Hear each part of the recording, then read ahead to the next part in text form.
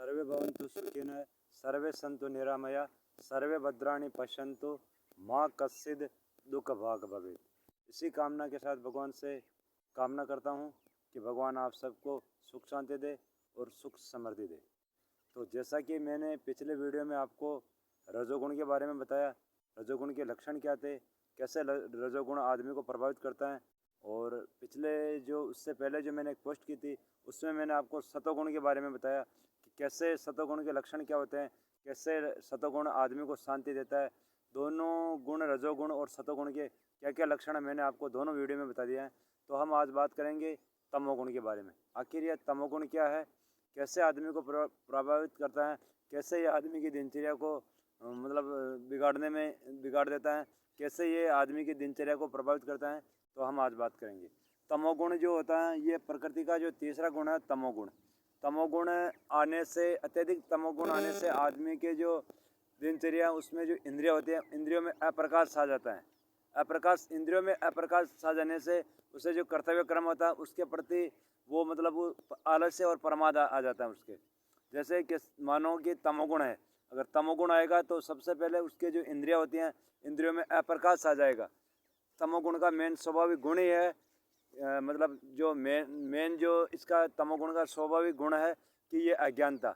जब ये आता है तो अज्ञानता फैलाता है हमारे चेतना में, जो हमारी आत्मा में ये अज्ञानता फैलाता है। अज्ञानता फैलाने से आदमी के अंदर जो अप्रकाश होता है, अप्रकाश होने से आदमी को सूझबूझ नहीं रहती है, और वो अपने जो कर्तव्य के प्रति कर्तव्य होता है, कोई भी कर्म करना, कोई भी काम करना, उसमें वो अरुचि दिखाने लग जाता है, उसमें वो काम को त्यागने लग जाता है, क्योंकि उसके अंदर मेन आलस्य और प्रमाद आ जाता है।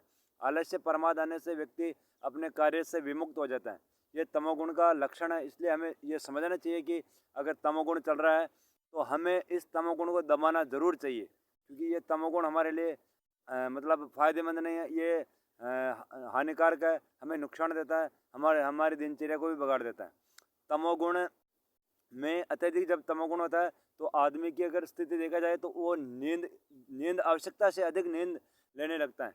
जैसे नींद 6 या 7 8 घंटे आदमी वैसे नींद निकालता है, लेकिन जब तमोगुण अत्यधिक हो जाता है तो आदमी सुबह में सो गया, उठा नहीं, देरी से उठना, वापस दिन में 2-3 बजे दिन में जैसे सो गया वापस, तो वो अत्यधिक सोने की आदत हो जाती है। ये तमोगुण के कारण होती है।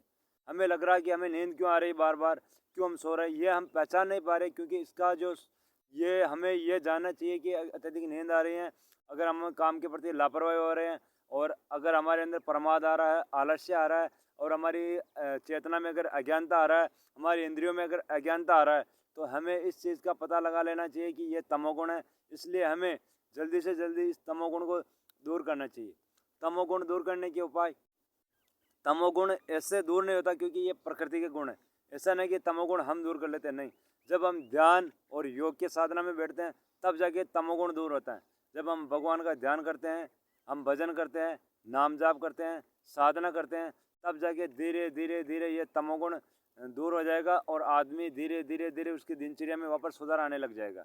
इसलिए हमें पता लगाना चाहिए कि हम तमोगुण में हैं, तो हमें इससे बिना देरी किए हुए इसे दूर करना चाहिए। और अगर आपको मेरा वीडियो पसंद आया हो तो आप मेरे कमेंट में ज़रूर लिख के भेजें, और आप मुझे ये बताएं कि अगले समय में किस टॉपिक पे वीडियो बनाऊं, ताकि मैं आपके लिए एक प्रेरणादायक वीडियो बना सकूं और आप मुझे सपोर्ट करें। धन्यवाद।